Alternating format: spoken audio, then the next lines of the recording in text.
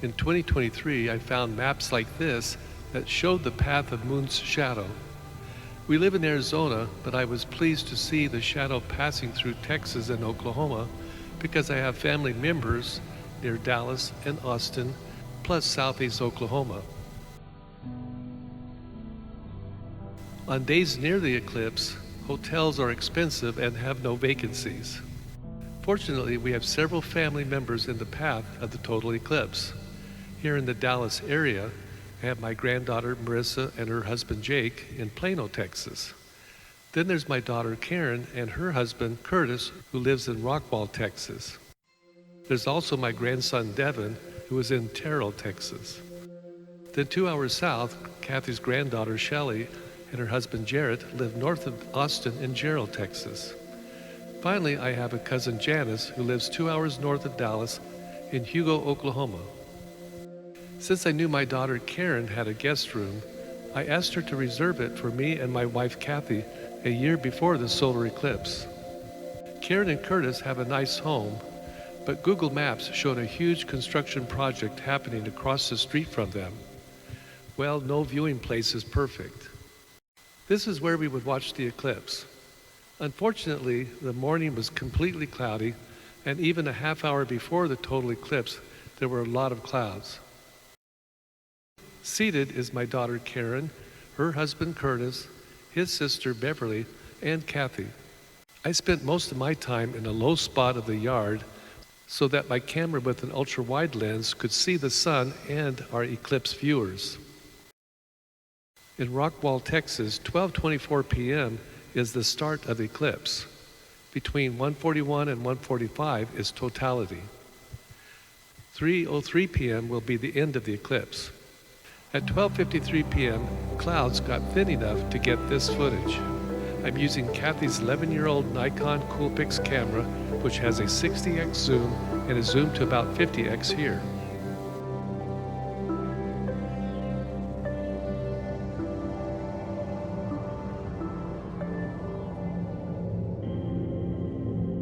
In case clouds completely block the view of the eclipse, I had a program on my iPad that tracked the moon as it passed in front of the sun. The planets Mercury and Venus were nearby. To get these images, I held the iPad so that it faced the sun, then used my phone to photograph the screen. These photos were taken only 2 minutes apart, but you can see the moon is covering more of the sun.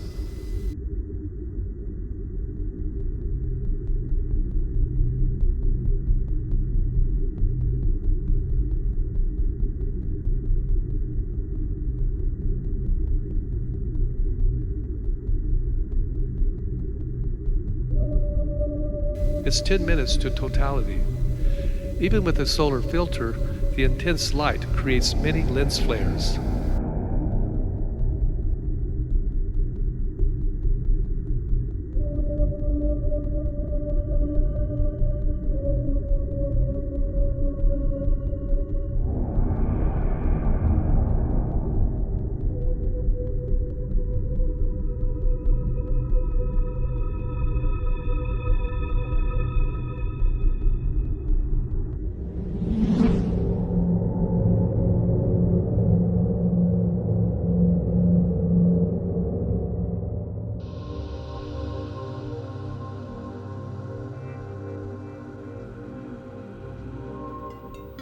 Bad news.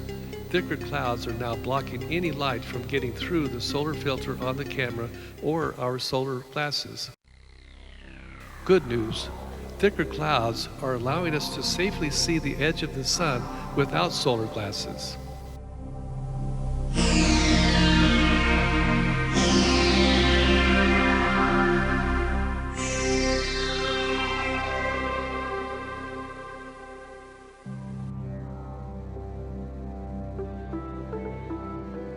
The sliver of the sun's surface shines through the clouds.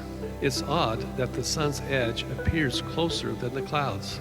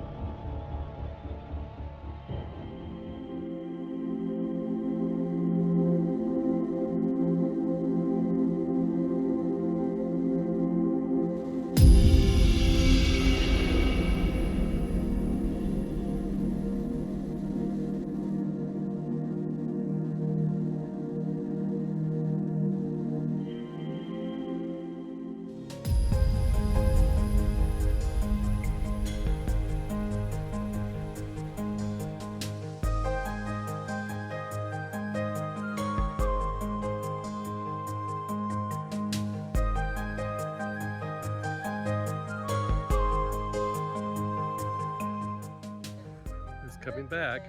It's coming back. Look at that. Oh my gosh, that is awesome. That is awesome. I know. Oh, that gives me chills. See, there's a planet coming out. Well, Mercury's next to it. I think that's probably Jupiter. Oh, okay.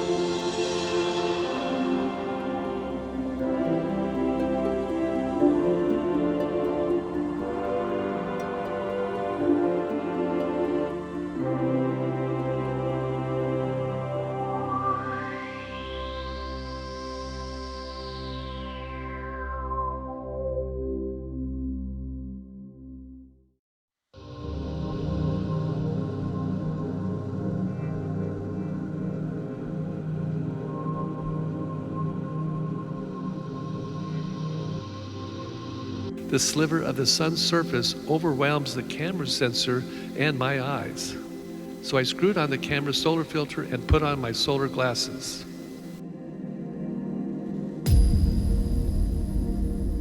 This was the amount of sun's surface that was blinding me and the camera.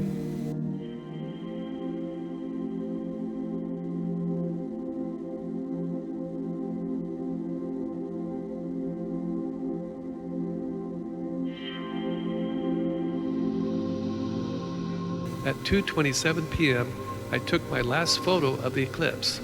The moon covered about a quarter of the sun.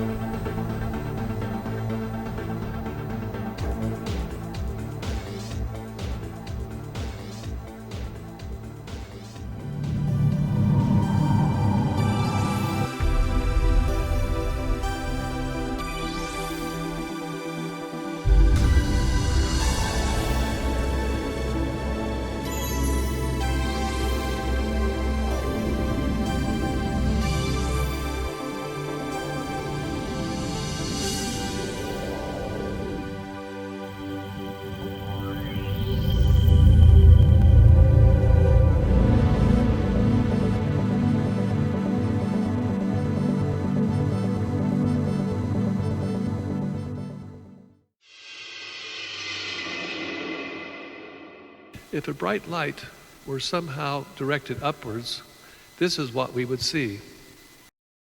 Typically during an eclipse, you only see the moon as a flat and black disk. Showing a lit up moon reveals how amazing a solar eclipse really is.